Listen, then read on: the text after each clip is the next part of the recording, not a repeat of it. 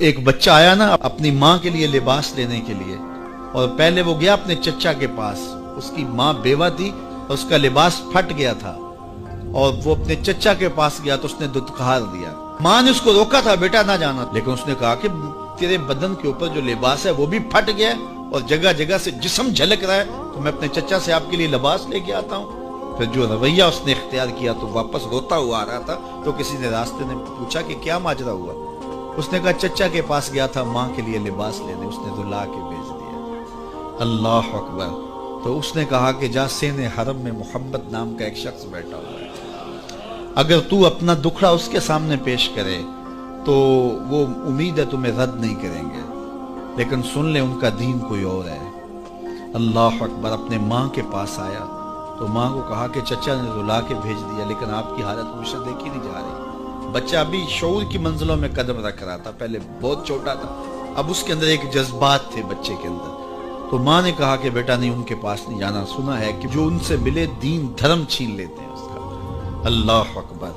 تو حضور علیہ الصلوۃ والسلام کے پاس جانے سے ماں روکنے لگی، لیکن بچے نے کہا کہ امی میں پکا رہوں گا، بتوں کا وفادار رہوں گا، تم اس ٹینشن کو، اس پریشانی کو چھوڑ دو۔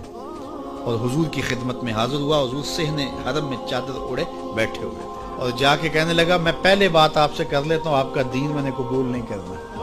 حضور مسکرا کے بولے بیٹا بتاؤ کس لیے آئے ہو؟ کہا میری ماں بے لباس ہے، میں آپ سے لباس لینے آیا ہوں۔ حضور نے چادر رحمت اتار کے اس کے کندھوں پہ ڈالا۔ اللہ اکبر۔ وہ واپس آ گیا اور ماں پر حضور کی چادر اڑائی۔ اللہ اکبر۔ اور ماں نے کہا کہ بیٹے اس نے اپنا دین تو نہیں تجھے دیا؟ کہا نہ، میں نے پہلے کہہ دیا تھا تیرے دین نہیں مانوں گا۔ ماں کہنے لگی پتر اس کا دین ماننا چاہیے، یہ جس نے رحمت کی چادر ہمارے سر پہ ڈال دی۔ اللہ اکبر۔ تیری تک کے ادامہ میں مرید ہو گئے۔ اس بوڑھی عورت کا قصہ بھی آپ نہیں بھول سکتے، جو گھر کا سامان باندھ کے اپنے دروازے پہ بیٹھی ہوئی تھی، اور اس نے سنا تھا مکے میں ایک جادوگر آیا ہے جسے ملتا ہے اس کا دین چھین لیتا ہے، کہیں ایسا نہ ہو کہ کہیں اس سے ملاقات ہو جائے اور وہ دین ہی میرا چھین لے، مجھے شہر چھوڑ دینا چاہیے۔ گھر کے تھڑے کے اوپر سامان باندھ کے بیٹھی ہے۔ حضور بھی گزرے، اس نے دیکھا تو کہا بھتیجے یہ سامان میرے سر پہ رکھ دے۔ حضور نے سامان اٹھایا، دیکھا تو بوجھل تھا، وزنی تھا، اور بڑھیا کو دیکھا تو کمزور تھی۔ تو کہا کہ بڑھیا اگر چاہو تو جہاں چاہتی ہو میں خود نہ چھوڑا۔ اس نے کہا اس سے بڑی مہربانی کیا ہوگی؟ حضور نے سامان اٹھایا ہوا ہے اور بڑھیا سے باتیں بھی کرتے جا رہے ہیں۔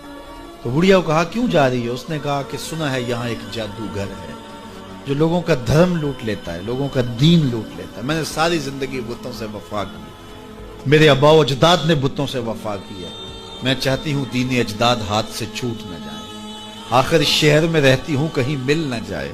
خیر حضور نے کچھ نہیں کہا، اس کا سامان نہیں پھینک دیا کہ ٹھیک ہے تم پھر جاؤ۔ سامان اس کا اٹھایا اور جہاں تک اس نے جانا تھا سامان پہنچایا، سامان سپرد کر کے واپس پلٹنے لگے۔ تو اس نے کہا بچے اپنا نام تو بتا دے، لوگ کہیں گے کہ مکہ چھوڑ آئی ہو تو بتاؤں گی ایک جادوگر کے دکھ سے چھوڑ آئی ہوں، تو وہ کتنا برا بھلا کہیں گے شہر مکہ کو کہ جس مکہ سے لوگ نقل مکانی کرنے پہ مجبور ہو گئے۔ تو میں انہیں یہ بھی بتاؤں گی کہ جس مکے میں جادوگر رہتا ہے اتنا اچھا نوجوان بھی رہتا ہے، تو تیرا نام لیا کروں گی، تیرے قصیدے پڑھا کروں گی۔ تو حضور علیہ السلام مسکرا پڑے، کہا بڑھیا جس جادوگر سے بھاگ کے آئی ہے وہ تیرے سامنے کھڑا ہے۔ اس نے کہا سچ سے آپ ہی محمد ہیں؟ حضور نے فرمایا نام میرا یہی ہے۔ تو اس نے کہا پھر آپ کا جادو میرے پہ چل گیا ہے۔ اللہ اکبر۔ تیری تک کے ادامہ میں